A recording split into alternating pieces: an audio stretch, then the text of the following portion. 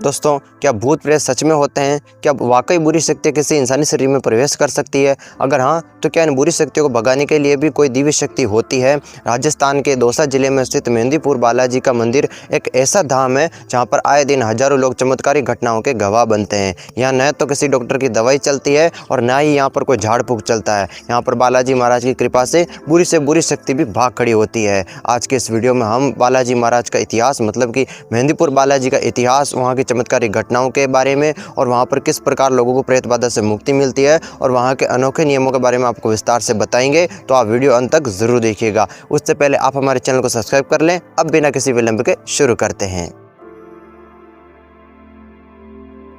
दोस्तों, ऐसा माना जाता है कि यह मंदिर हजारों साल पुराना है और यहाँ पर पहले घना जंगल हुआ करता था और यहाँ पर बड़े बड़े ऋषि मुनि और तांत्रिक आदि तपस्या किया करते थे। लेकिन एक बार वहाँ पर एक संत को सपने में बजरंगबली, भैरव बाबा और प्रेतराज सरकार दर्शन देकर कहते हैं कि वह उनके लिए वहाँ पर एक भव्य मंदिर का निर्माण कराएं। उसके बाद वहाँ पर एक भव्य मंदिर का निर्माण कार्य कराया गया। वहाँ पर एक भव्य मंदिर का निर्माण किया गया जो तब से लेकर आज तक प्रेत बाधा निवारण का सबसे बड़ा केंद्र बना हुआ है। यहाँ पर दिन में हजारों लोग अपनी प्रेत बाधा से मुक्ति पाने के लिए बजरंगबली के चरणों में अर्जी लगाने के लिए आते हैं। यहाँ पर जो बजरंगबली की जो मूर्ति है वह किसी ने बनाई नहीं है, बल्कि एक चट्टान का हिस्सा है, मतलब कि अपने आप बनी है, अपने आप स्वयंभू है, एक तरीके से यूं कह सकते हैं। और यहाँ पर बजरंगबली की जो मूर्ति है इसको खंडित करने के लिए मुगलों के शासन काल में कई बादशाहों ने कई प्रयास किए, खासकर औरंगजेब ने, लेकिन हर बार सब विफल रहे। यहाँ पर बजरंगबली के छाती के बाईं ओर से निरंतर एक जलधारा बहती रहती है जिसको एक हौद में स्टोर किया जाता है, मतलब कि एक कुंड में स्टोर किया जाता है और बाद में बोतल में भरकर भक्तों को चरणामृत के रूप में दे दिया जाता है। ऐसी मान्यता है कि इस जल को घर में रखने से नकारात्मक शक्तियां दूर रहती है। ब्रिटिश शासन काल में 1910 में बजरंगबली ने अपना सैकड़ों साल पुराना चोला स्वतः ही त्याग दिया। तो जब भक्तगण भगवान के इस चोले को गंगा जी में प्रवाहित करने के लिए समीपवर्ती मंडावर रेलवे स्टेशन पर पहुंचते हैं, वहां पर एक अंग्रेज अधिकारी उन्हें उस चोले को निःशुल्क ले जाने से रोकता है और कहता है कि तुम्हें इस चोले के वजन के हिसाब से शुल्क चुकाना होगा। तो वे अंग्रेज अधिकारी बजरंगबली के उस चोले को तोलने लगता है और वह चोला एक तरीके से बजरंगबली का वस्त्र ही, और भला भगवान के वस्त्रों का कोई मूल्य होता है, वो तो अमूल्य होता है।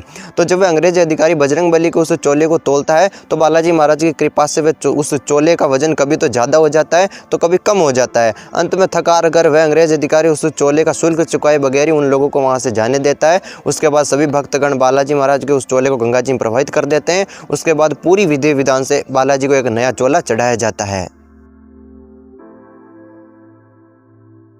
दोस्तों, अब हम ये जानते हैं कि क्या भूत प्रेत सच में होते हैं या फिर ये लोगों का एक भ्रम है। तो दोस्तों, आपने हनुमान चालीसा जरूर पढ़ी होगी। हनुमान चालीसा में एक पंक्ति आती है कि भूत पिशाच निकट नहीं आवे, महावीर जब नाम सुनावे। अब जब भूत प्रेत होते हैं तभी तो तुलसीदास जी ने यहाँ पर भूत प्रेतों का जिक्र किया है। अगर भूत प्रेत नहीं होते तो तुलसीदास जी यहाँ पर भूत प्रेतों का जिक्र ही क्यों करते हैं। हाँ, कहने को चीज़ें बहुत हो सकती है, सबकी भाषा में अलग अलग होती है। कोई इसे पैरानॉर्मल एक्टिविटी कहता है, तो कोई इसे नकारात्मक ऊर्जा कहता है, तो कोई भूत प्रेत कहता है। सभी के लिए कहने चीज़ें बहुत है, लेकिन चीज़ एक ही है।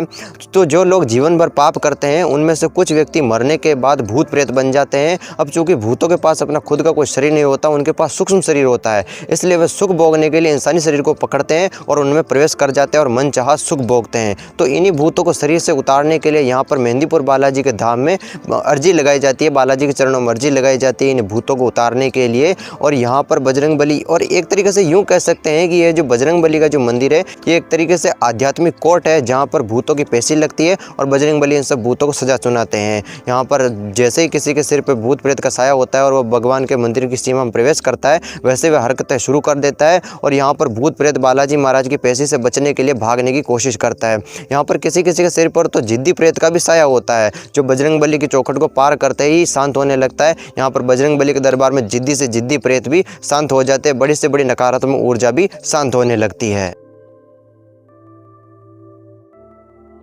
प्रेत बाधा से पीड़ित व्यक्तियों को इन 3 शक्तियों के द्वारा छुटकारा मिलता है, जिनमें सबसे पहले है बजरंगबली, जो अपने आप में सबसे बड़ी शक्ति माने जाते हैं। इनको लड्डू का भोग लगता है और इन्हीं के समक्ष बुरी आत्माओं की पेशी लगती है। और दूसरे हैं भैरव बाबा, जो भगवान शिव के अवतार माने जाते हैं और बजरंगबली के सेनापति माने जाते हैं, इसलिए इन्हें कोतवाल कप्तान भी कहा जाता है। इनको उड़द की दाल से बनी चीज़ों का भोग लगता है और ये काला जादू और तंत्र मंत्र से पीड़ित व्यक्तियों को मुक्ति दिलाते हैं। तीसरे हैं प्रेतराज सरकार, जो बजरंगबली के दरबार के दंडनायक माने जाते हैं और ये बुरी आत्मा आत्माओं को दंड देने का अधिकार रखते हैं। ये प्रेतों के राजा है, इसलिए इन्हें प्रेतराज सरकार कहा जाता है। इनको पके हुए चावलों का और खीर का भोग लगता है। दोस्तों यहाँ पर थोड़ा मैं आपको प्रेतराज सरकार के बारे में बता देता हूँ कि ये कौन थे। जब बजरंगबली लंका को जला रहे थे तो लंका को जलाते हुए एक ऋषि देख लेते हैं जिनका नाम था नीलासुर ऋषि। तो वे सोचते हैं कि किसी साधारण कपि में इतनी शक्ति कहाँ है कि वो इतनी बड़ी लंका को जला सके। जरूर एक कपि कोई साधारण नहीं है, बल्कि कोई दिव्य शक्ति, कोई दिव्य गुणों वाले कोई भगवान है। इसलिए वे ऋषि बजरंगबली से उनका परिचय पूछते हैं। तो बजरंगबली कहते हैं कि मैं भगवान श्री राम का दूत हूँ। तो उसके बाद नीलासुर ऋषि उनसे भगवान श्री राम के दर्शन की याचना करते हैं। उसके बाद बजरंगबली नीलासुर ऋषि को भगवान श्री राम के दर्शन कराते हैं और भगवान श्री राम के दर्शन हो जाते हैं। और जब भगवान श्री राम अपने वैकुंठ धाम को चले जाते हैं तब बजरंगबली भक्तों का कल्याण करने के लिए और प्रेत बाधा से लोगों को मुक्ति दिलाने के लिए कलयुग में मेहंदीपुर धाम में प्रकट होते हैं। वहाँ पर बजरंगबली इस नीलासुर ऋषि का ध्यान करते हैं और नीलासुर ऋषि वहाँ पर प्रकट हो जाते हैं। उसके बाद बजरंगबली नीलासुर ऋषि को वरदान देकर कहते हैं कि आज से दुनिया आपको प्रेतराज सरकार के नाम से पूजेगी। बजरंगबली इनको प्रेतराज की उपाधि देते हैं और ये भी वरदान देते हैं कि आपकी पूजा मुझसे पहले की जाएगी। इसलिए मेहंदीपुर धाम में सबसे पहले प्रेतराज सरकार की पूजा की जाती है, उसके बाद बजरंगबली की पूजा की जाती है, उसके बाद भैरव बाबा की पूजा की जाती है। इसीलिए वहाँ पर मेहंदीपुर धाम में प्रेतराज सरकार के नाम से जो भगवान विराजते हैं वो और कोई नहीं, नीलासुर ऋषि है, जो बजरंगबली के आशीर्वाद से वहाँ पर विराजमान होते हैं और भक्तों का कल्याण करते हैं। या यूँ कह सकते हैं कि बजरंगबली के दरबार में जितने भी भूत प्रेत आते हैं उनको भैरव बाबा पकड़कर बजरंगबली के दरबार में उपस्थित करते हैं। उसके बाद बजरंगबली उन भूतों को सजा सुनाते हैं और प्रेतराज सरकार उनको दंडित करते हैं।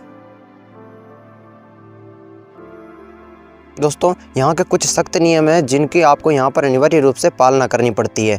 जिनमें सबसे पहला है कि जब भी आप इस मंदिर से अपने घर की ओर प्रस्थान करें तो जो भी आपके पास खाने पीने की सामग्री हो उसको वहीं पर खाली कर दें, क्योंकि जो भूत प्रेत होते हैं वो अक्सर खाने पीने की चीज़ों के पीछे ज़्यादा पड़ते हैं। इसलिए जो भी आपके पास खाद्य सामग्री हो उसको वहीं पर खाली कर दें। और दूसरा है कि इस मंदिर में खाना खाना और पानी पीना सख्त वर्जित है। और तीसरा है कि रात को इस मंदिर में रुकना वर्जित है, क्योंकि रात को यहाँ पर तंत्र मंत्र की साधना होती है, इसलिए रात को यहाँ पर किसी को भी रुकने नहीं दिया जाता है।